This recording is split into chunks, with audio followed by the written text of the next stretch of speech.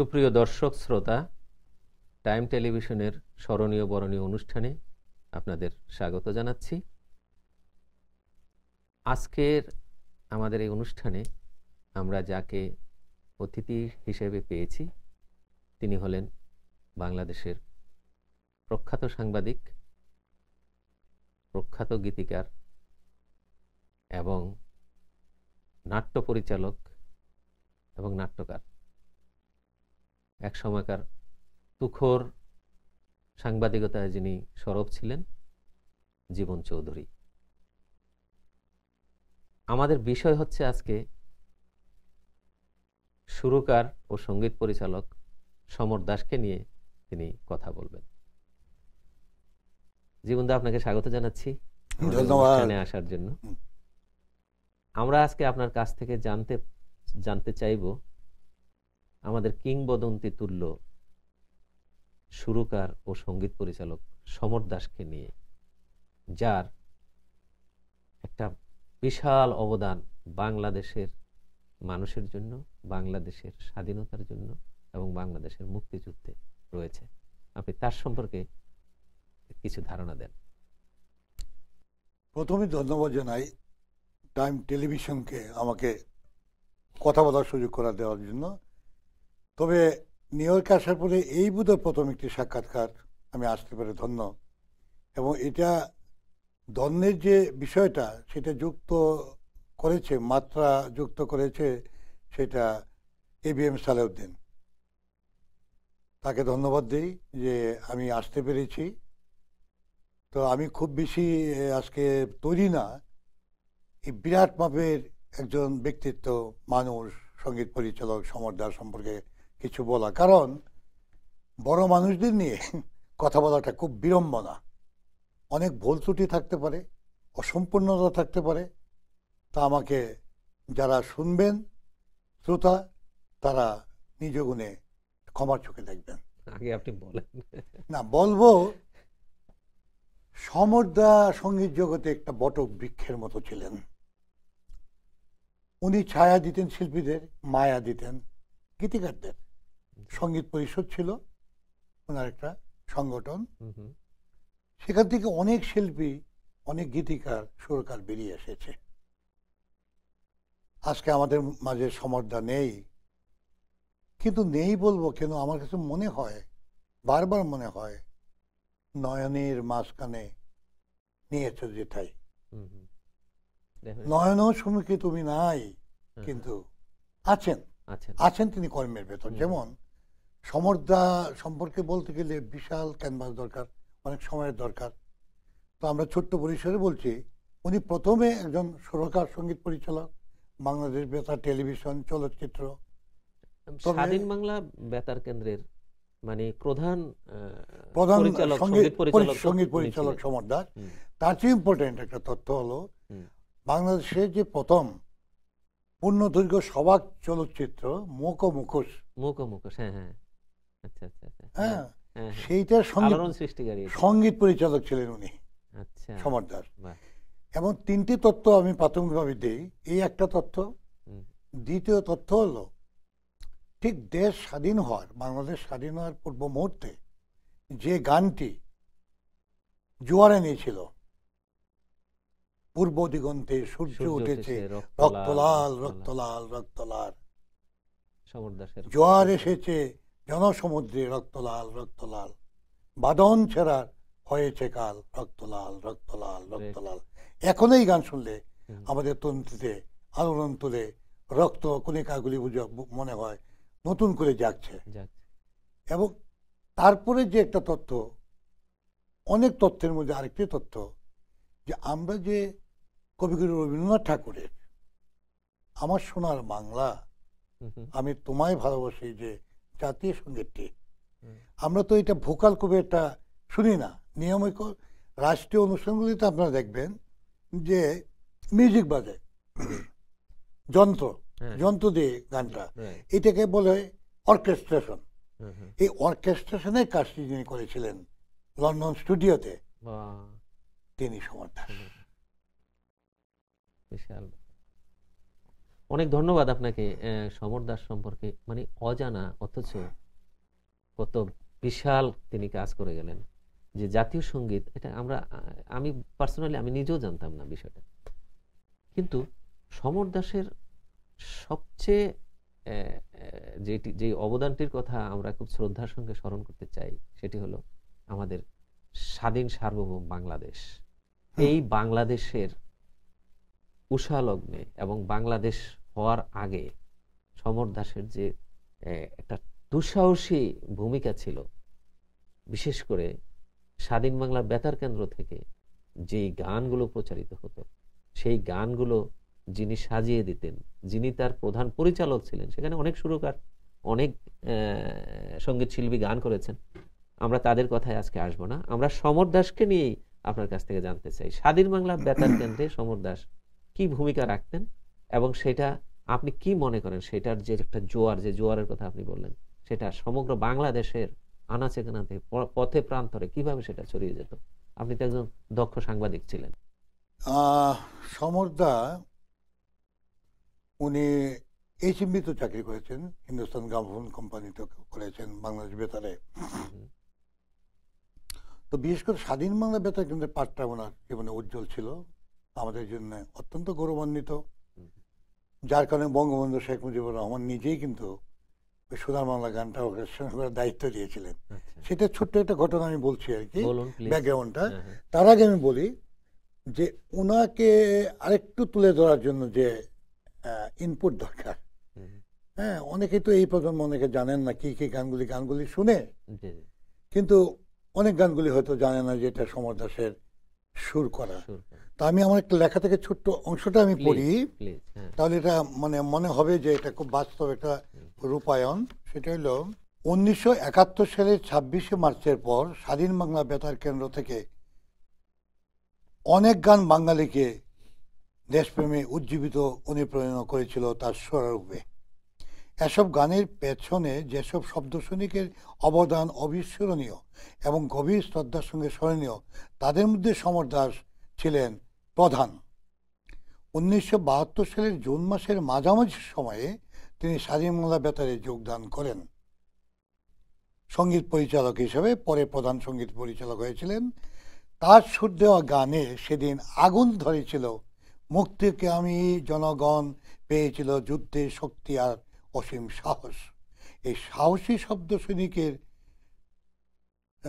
সুর করা বহু গানের কিছু হলো পূর্ব দিগন্তে সূর্য উঠেছে রক্তে লাল, কথা গোবিন্দ হালদার, নঙ্গর তুলো তুলো সময়ে যে হলো হলো, কথা নঈম গহর, রক্তে ঋণ শুধিব আমরা জীবন করিব দান, হাবিবুর রহমান, কথা এই সূর্যোদয়ের ভুরে এসো, রচনা সলিল চৌধুরী, ভেবনা গোমা তোমার ছেলেরা হারিয়ে গেছে পথে, মুস্তাফিজুর রহমানের লেখা, শিল্পী হেমন্ত মুখোপাধ্যায়, তোমাদের উড়িয়ে দিলাম, গৌরীপ্রসন্ন মজুমদার, শিল্পী শ্যামল মিত্র ও আরতি মুখোপাধ্যায়, ওরা দুটি পাখির মতো, কথা আবিদুর রহমান, শিল্পী মানবেন্দ্র মুখোপাধ্যায়, মাটির প্রদীপ থেকে, রচনা গৌরীপ্রসন্ন মজুমদার, মাগো তোমার ভাবনা কেন, আমরা তোমার শান্তপ্রিয় শান্তি ছেলে, তবু শত্রু এলে, ভুলে গেছি লাইনটা, যাই হোক এরকম, গৌরীপ্রসন্ন মজুমদার,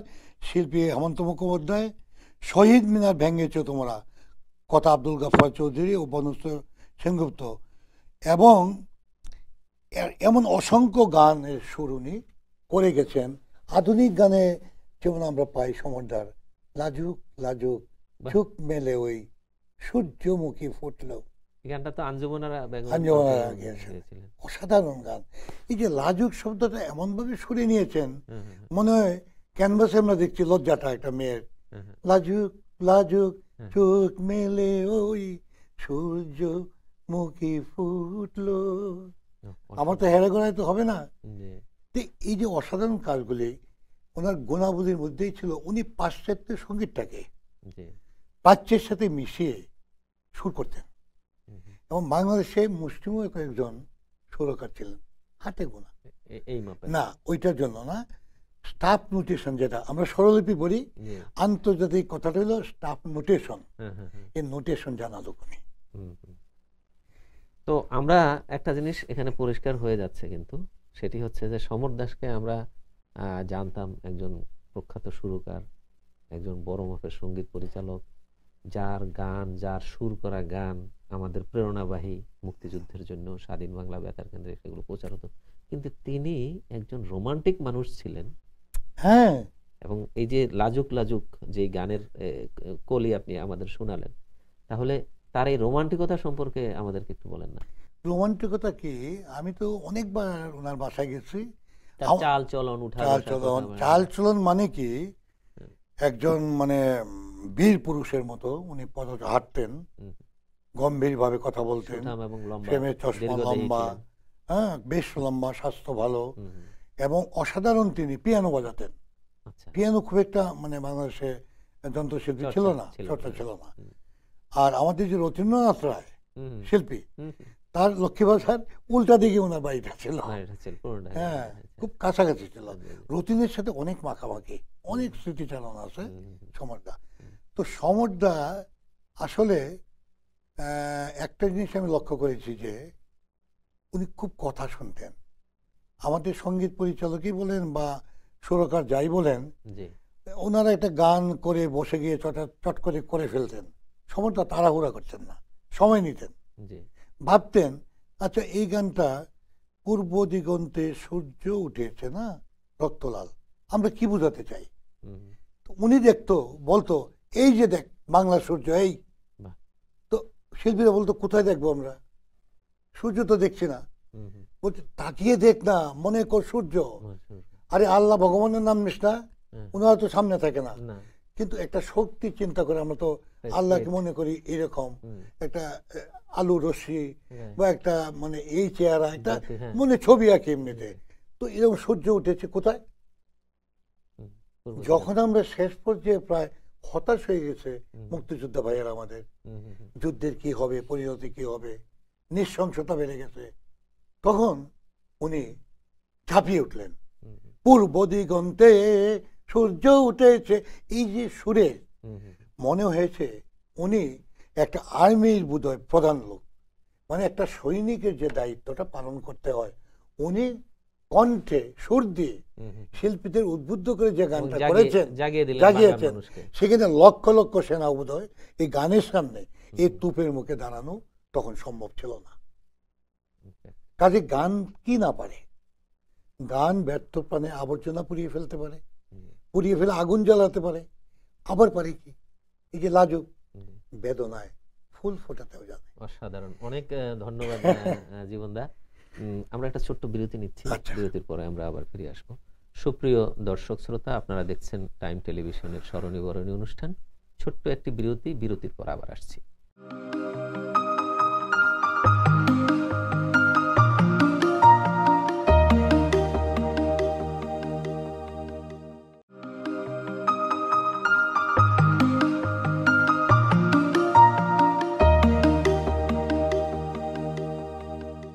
সুপ্রিয় দর্শক শ্রোতা, টাইম টেলিভিশনের স্মরণীয় বরণী অনুষ্ঠানে আপনাদের স্বাগত জানাচ্ছি। আপনারা দেখছেন স্মরণীয় বরণী অনুষ্ঠান, এবং এই অনুষ্ঠানে আজকে যাকে নিয়ে কথা হচ্ছে তিনি হচ্ছেন বাংলাদেশের কিংবদন্তি তুল্য সঙ্গীত পরিচালক এবং সুরকার সমর দাস। আমরা কথা শুনছি আমাদের প্রখ্যাত সাংবাদিক, কলামিস্ট, বুদ্ধিজীবী এবং গীতিকার এবং একজন প্রবল রসিক মানুষ এবং মুক্তিযোদ্ধা জীবন চৌধুরীর কাছ থেকে। জীবনদা, আপনি বলছিলেন সমর দাসের বহুমাত্রিক জীবনের কিছু কিছু টুকরো টুকরো ভাবে কিছু কিছু আপনি আমাদেরকে জানাচ্ছেন। আপনি এখন আমাদেরকে বলেন যে যেই সাহসিকতা নিয়ে সমর দাস এই কাজগুলো করেছেন, মুক্তিযুদ্ধের সময় কোন ধরনের প্রতিবন্ধকতা তাকে ব্যাহত করতে পারতো আপনি মনে করেন, এবং সেই প্রতিবন্ধকতার মধ্যেও তিনি কিভাবে জাগ্রত ছিলেন? না, জাগ্রত ছিলেন স্বাধীন বাংলা বেতার কেন্দ্র তো আর আমাদের শত্রুদের কবলে ছিল না তখন। সেটা বেতার কেন্দ্রটা ছিল তো বিপদমুক্ত একটা নিরাপদ এলাকায় পরবর্তীতে ছিল, কালুঘাট থেকে গেল, এগুলি ইতিহাস সবাই জানে। কাজে ওইখানে গিয়ে খুব একটা রুশানলে পড়ার কোনো ব্যাপার ছিল না, এইটা ছিল না। তো যেটা ছিল সেটা হলো কষ্ট, দুঃখ, কষ্ট, ত্যাগ মানে কি, তখন একটা হারমোনিয়াম ভাঙ্গা প্রায় তবল হারমোনিয়াম দিয়ে গান রেকর্ড করা, আর তাৎক্ষণিকভাবে এই শিল্পীরা ওঠ, গান করবো আমরা, নোংর তুলো তুলো, সময় যে হলো, সময় হয়ে গেছে, ওঠ ওঠ। ঘুম নাই, স্নান নাই, কিছু নাই, খাওয়া নাই, এই যে একটা অস্বস্তিকর অবস্থার মধ্যে, এটা একটা বড় রকমের যুদ্ধ না? এই জন্য আমরা বলি কি, আমরা তো 11 নম্বর সেক্টর জানি, কেন 12 নম্বর সেক্টর হলো না স্বাধীন বাংলা বেতার কেন্দ্র? সমর্থক চাইতেন, কিন্তু আমরা তো সৈনিক। বিলম্ব হইলে আপনারা জানেন যে সুখবর, এই সরকারের আমলে স্বাধীন বাংলা বেতার কেন্দ্র যারা সংগঠক, শিল্পী, সুরকার, কথক, যন্ত্রশিল্পী, যন্ত্রী, সবাই কিন্তু 250 জনের মতো এখন কিন্তু মুক্তিযোদ্ধার সম্মান পাচ্ছে, তাই না? সম্মান যখন পাচ্ছে, তো এটা তো সেক্টরের সম্মান। মুক্তিযুদ্ধেই যদি হয়ে থাকে 250 শব্দ সৈনিক, তাহলে এটা সেক্টর নয়? অবশ্যই। তো 11 নম্বর সেক্টর যদি হতে পারে, 12 নম্বর কেন হবে না? এই কাজটা নিশ্চয়ই সরকার ভাবতে পারেন বিষয়টা। অনেক ধন্যবাদ। আমি যেটা বলি, এই ঘটনাটা বলি, যে অর্কেস্ট্রেশন তো অনেকে জানে না, কি কষ্ট করে উনি করেছেন। আমি আমার একটা লেখা থেকে একটু আমি ওনার সাথে কথা বলেছি, কথার প্রেক্ষাপটে বলছি। যেমন খুব মানে নাটকীয় জিনিসটা, 1974 সালের অক্টোবর মাসের কোনো একদিন বিবিসি স্টুডিওর ভেতরে 21 জন যন্ত্রে বাজছে আমার সোনার বাংলা আমি তোমায় ভালোবাসি, সঙ্গীতের সুর। হাত নেড়ে নির্দেশ দিচ্ছেন একজন সুরকার, বিবিসির মুখ্য সঙ্গীত পরিচালক ডেভিড কক্স পর্যবেক্ষণ করছেন, আর জিওফ্রে ব্যান্ড সহযোগিতা করছেন এই সুরকারকে। এরা কিন্তু বিখ্যাত সঙ্গীত পরিচালক, আন্তর্জাতিক মানে, জিওফ্রে করছেন। হঠাৎ ট্যাক ট্যাক ধ্বনি তুললেন সুরকার, মাঝে মাঝে কাট কাট শব্দ, আর এভাবে এক পর্যায়ে ওকে বলে হাসিতে ফেটে পড়লেন সমর দাস। এইটা ছিল অর্কেস্ট্রেশন। কিন্তু এটা পরবর্তীতে সমরদা আমার কাছে একটা সাক্ষাৎকারে, একান্ত সাক্ষাৎকারে বললেন, আমাকে জীবন বলে রাখতেন, জীবন আমি করেছি ঠিক এই কাজটা বঙ্গবন্ধুর নির্দেশে, তখনকার সরকারের, গণপ্রজাতন্ত্রী বাংলাদেশ সরকারের নির্দেশে, কিন্তু আমার কাছে পরিপূর্ণতা আসে নাই মনে হলো। কেন আসে নাই দাদা? আসে নাই যে আন্তর্জাতিক যে স্ট্যান্ডার্ড, জাতীয় সঙ্গীত রেকর্ডের যে মান, অর্কেস্ট্রেশন স্ট্যান্ডার্ডে বলে মিনিমাম 70 জন যন্ত্রী নিতে হয়, এখানে নেওয়া হয়েছে 21 জন। তার চেয়ে ইম্পর্টেন্ট কথা হলো, যে দেশের লোকজ বা ঐতিহ্য আছে সঙ্গীতের, সুর, তাল, লয় সব মিলিয়ে যে একটা ঐতিহ্য, তার সাথে যন্ত্রী নির্বাচন করতে হয়। আমাদের লাউয়া একতারা দুতারা ওইখানে বিবিসি স্টুডিওতে নাই, ওয়েস্টার্ন মিউজিক। তখন বলছে এটা উচিত আবার রি-রেকর্ড করা, ওনারা অর্কেস্ট্রেশন করা, কারণ জাতীয় সঙ্গীতের যে ফ্লেভারটা, যে আমাদের মাটি মানে বিশ্বব্যাপী, এটা মাটির যে বাংলাদেশের যে আমার সোনার বাংলা, এই গানটা কিন্তু বাউল আঙ্গিক, তার মানে এখানে মেন্ডোলিন লাগে, দুতারা একতারার ব্যাপার আছে, এইসব যন্ত্র তো নাই। অনেক সময় দেখা যায় ঢোলও লাগে। এই যন্ত্রগুলি করে অপূর্ণতা রয়ে গেছে এটার মধ্যে, সাংঘাতিক রকম দুর্বল দিক। এই দুর্বল দিক কাটানোর জন্য প্রস্তাব দিয়েছিলেন উনি, কিন্তু প্রস্তাব কার্যকর হতে না হতেই উনি আমাদের সাথে চলে গেলেন। আচ্ছা, উনি কোন সনে মারা গেলেন? উনি সালটা আমার কাছে ছিল, আচ্ছা মানে সহসাই। আচ্ছা, তো বাংলাদেশ স্বাধীন হয়ে গেল, স্বাধীন সার্বভৌম বাংলাদেশ আমরা পেলাম। এই স্বাধীন সার্বভৌম বাংলাদেশে সমর দাসের ভূমিকা কি ছিল? খুব সংক্ষেপে একটু বলেন। কোন স্বাধীন সার্বভৌম? আমাদের স্বাধীন সার্বভৌম বাংলাদেশ, মুক্তিযুদ্ধের পরে আমরা দেশ পেলাম, মানুষ পেলাম, হারানো মুক্তিযোদ্ধাদের পাইনি, অনেককে হারিয়েছি, কিন্তু যাদেরকে পেলাম তাদের নিয়ে যে এই যে বিশাল স্বপ্ন, যেটা আপনি বললেন একটা কথা কিন্তু স্পষ্টভাবে বলেছেন, যে যে কষ্ট, যে সহিংসতা এবং যে ত্যাগের মধ্য দিয়ে যে একটা হারমোনিয়াম জোগাড় করা, ইয়ে করা, কি ছিল পিছনে ছিল একটা বিরাট স্বপ্ন। স্বপ্নটি পূরণ হবে, একটি স্বাধীন সার্বভৌম বাংলাদেশ আমরা পাচ্ছি। সেই স্বাধীন সার্বভৌম বাংলাদেশে সমর দাসের ভূমিকাটা কি ছিল সংক্ষেপে একটু? উনি তো শাহীন একটা মোল্লা ভালো অবস্থানে ছিলেন নিশ্চয়ই, উনি তো চলে এবং আসলেন। তার মূল্যায়নও আমরা চলে আসার পরে উনি বেতার কেন্দ্রের সেই পজিশন জি মুখ্য সঙ্গীত পরিচালক, এখানে তো প্রধান বলে না, রেডিওতে বলে সঙ্গীত মুখ্য পরিচালক। সঙ্গীত পরিচালক হিসেবে যোগদান করলেন। এবং উনি স্বপ্ন দেখতেন যে স্বাধীন হয়েছি আমরা ঠিকই, যুদ্ধও করেছি, হুম, কিন্তু আমরা প্রাত্যহিক জীবনে তো যুদ্ধ করি হ্যাঁ, হ্যাঁ। আমাদের জীবিকা নির্বাহের জন্য। সমৃদ্ধি আসতে তো হবে। যে গানগুলি আমরা করেছি জি সেই 52 সাল থেকে শুরু করে, মানে সেই সংগ্রামী দিনের গান, জি যেগুলি আমাদের উজ্জীবিত করে সুন্দর পথ চলা শেখায়, হুম, হুম। সেই গানগুলি তো মরে না কখনো। না এই গানগুলিকে বাঁচিয়ে রাখা দরকার। ডেফিনেটলি। দরকার এইটাও দেশ গঠনে হুম, হাতিয়ার হতে পারে। অবশ্যই। সেই মুক্তিযুদ্ধের গান বলা হোক, 21-এর গান, ভাষার গান, তাই না, জি জি সংগ্রামী দিনের সব সঙ্গীত। কিন্তু পরবর্তীতে দেখা গেল যে কিছু কিছু গান, একটা সরকার আসলো, তার ভালো লাগলো না, চেঞ্জ মানে পরিবর্তন করো। অনেক সময় এই মানে গানটা ভালো লাগে না, অত দেখে যে চেঞ্জ করে একটা দাও। দলীয় একটা কেমন যেন একটা ইয়ে নাই, নীতিমালার মধ্যে পড়ে না, একটু প্রতিকূলে যায়, প্রতিকূলে কাজে অনুকূলে তো নাই, তখন এটা বাদ দাও, আবার আরেকজন আসলো, এটাকে রিভাইভ করো। এইসব যে খেলা চলছিল, এটা গ্লানি, এটা আমাদের। সেইখান থেকে সমরদা বলতেন যে দেখেন, গানের ট্যাপ মোছা যায়, ফিতা, হুম, আমি আমার একটা লাইন আমি আউট করে দিলাম টেপ থেকে, পরে বাজালাম, কিন্তু পুরো টেপটা মোছা যায়। হুম, কিন্তু বাঙালির যে ঐতিহ্য, ইতিহাস, মুক্তিযুদ্ধ, তার স্মৃতি কি মুছে ফেলা সম্ভব? কোনোদিনই যার জন্য একটি কাজ করেছিলেন ওইখানে হুম, স্বাধীন এই মুক্তিযুদ্ধের সময় বাংলাদেশের হৃদয় হতে একটা লং প্লে উনি বের করেছিলেন ওনার সুর এবং সঙ্গীত পরিচালনায়। সেখানেও হেমন্তর মতো শিল্পের গান করেছেন। গান করেছে।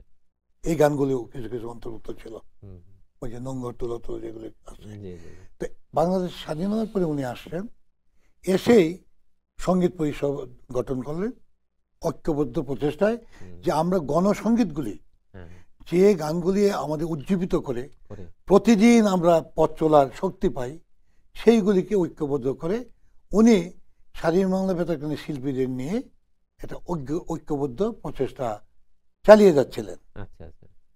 তখন হয়েছে কি, রাজনৈতিক কারণে সেই শব্দ সৈনিকরাও দেখা গেল, হুম, একটু, বিএনপি ঘেঁষা হলো বা আওয়ামী লীগ অন্য ঘেঁষা, হুম, ফলে হইল কি, সমুদ্রের যে প্রজেক্ট, ব্যাহত হলো, হ্যাঁ, মানে এখন শেষ পর্যন্ত কিন্তু হয়ে গেল হয়ে গেল। সাকসেসফুল। হুম, সমুদ্র এটা দেখে যেতে পারেনি, সেই দুর্ভাগ্য। হুম, কিন্তু এই স্বপ্নটা কিন্তু ওনার ছিল, ঠিক মানে একটা ঐক্যবদ্ধ ভাবে। হ্যাঁ, স্বাধীনতা পূর্বকালে যে স্বপ্ন নিয়ে উনি কাজ করেছিলেন স্বাধীন বাংলা বেতার কেন্দ্রে, জি জি, পরবর্তী যে স্বপ্ন, দেশ একটি গড়ার স্বপ্ন, ক্ষেত্রে, হ্যাঁ, এইটা হয়তো দেখে যেতে পারেন নাই, হুম, কিন্তু তা না হোক, at কিন্তু least উনি তো পথটা দেখিয়ে গেছেন, নিশ্চয়ই, কাজে তিনি আমাদের নমস্য ব্যক্তি। অবশ্যই। আপনাকে অনেক ধন্যবাদ। তবে সমর দাসের তো মানে ব্যাপ্তি এত এত ব্যাপক যে এই ছোট্ট সময়ের মধ্যে সেটা ইয়ে করা সম্ভব না, আলোচনা করা সম্ভব না।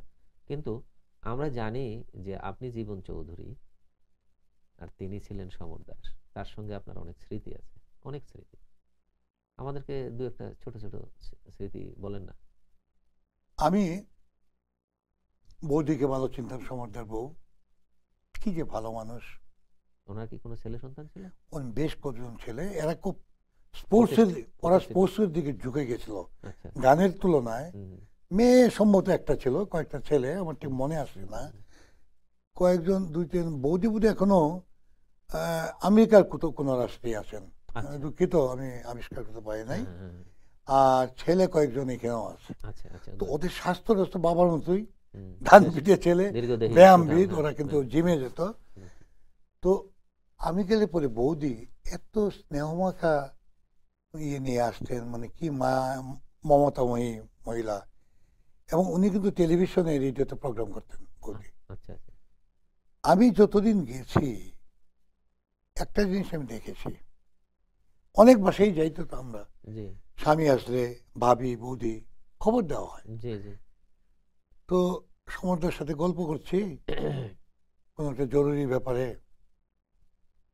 বৌদি ঢুকলেন, সমরটাকে কিন্তু দাঁড়িয়ে যেতে দেখতাম। Oh my goodness, মানে আমরা কিন্তু কোনো আমাদের লিভিং রুম বলি, ড্রয়িং রুম, সাধারণত ওয়াইফ আসলে পরে আমরা হুম, হুম। একটা যেভাবে, হ্যাঁ, বসেই থাকি। বরং আরো নির্দেশ দেই, শুধু এই এটা এটা না, করো ওটা করো। আরে এসো এসো, তোমার জন্যই তো আমরা অপেক্ষা করছি। গলাও তো খুব দরাজ কণ্ঠ, হ্যাঁ, জি, তো বসাতেন। আমি দেখে ভাবতাম যে সমরদা সত্যি শুধু কি শিল্পী নাকি বড় মানুষ কোনটা। এটা বড় মানুষ। মনে মনে ভাবতাম এই যে উঁচু চেহারা, লম্বা হলেই যে সে বড় মানুষ হবে, লম্বা মানুষ হতে পারে, তো বড় মাপের মানুষ সত্যি যেমন স্বাস্থ্য, যেমন লম্বা, যেমন কণ্ঠ, যেমন ব্যবহার, অর্থাৎ একটি মানুষের মনুষ্যত্ব বোধ অর্জনের জন্য জি, যেসব মানবিক গুণাবলী প্রয়োজন সমর্থের মধ্যে সবই উপস্থিত ছিল। অনেক অনেক এইটা শেখার। হ্যাঁ, এটা শেখার, এবং এটা একটা বিরাট ব্যাপার। আমরা জানতে পেলাম যে তার অভ্যন্তরীণ যেই বিষয়ের একটি ছোট্ট আপনি চিরকুটের মতো আমাদেরকে জানালেন, যে তিনি কিভাবে তিনি তার সহধর্মিণীকে সম্মান করতেন। এই যে সম্মান বোধ এবং কৃতজ্ঞতা বোধ, এটা যেন আমাদের থাকে। আর আপনাকে এই বিষয়ের উপর কথা বলার জন্য আমি আপনাকে অনেক শ্রদ্ধা করি, অনেক কৃতজ্ঞতা জানাই যে আপনি এই বিষয়টা নিয়ে আজকে আমাদেরকে বললেন। আবারও কখনো হয়তো আপনার সঙ্গে আরো কোনো বিষয় নিয়ে কথা হবে। আপনাকে অনেক ধন্যবাদ। সুপ্রিয় দর্শক শ্রোতা, স্মরণীয় বরণীয় অনুষ্ঠান আপনারা দেখছিলেন। আমাদের বিষয় ছিল সমর দাস, এবং কথা বলছিলেন, অতিথি ছিলেন প্রখ্যাত সাংবাদিক, গীতিকার এবং নাট্য পরিচালক জীবন চৌধুরী। আবারও আপনাদের সঙ্গে দেখা হবে। আজকে এখানেই ইতি করছি। ধন্যবাদ।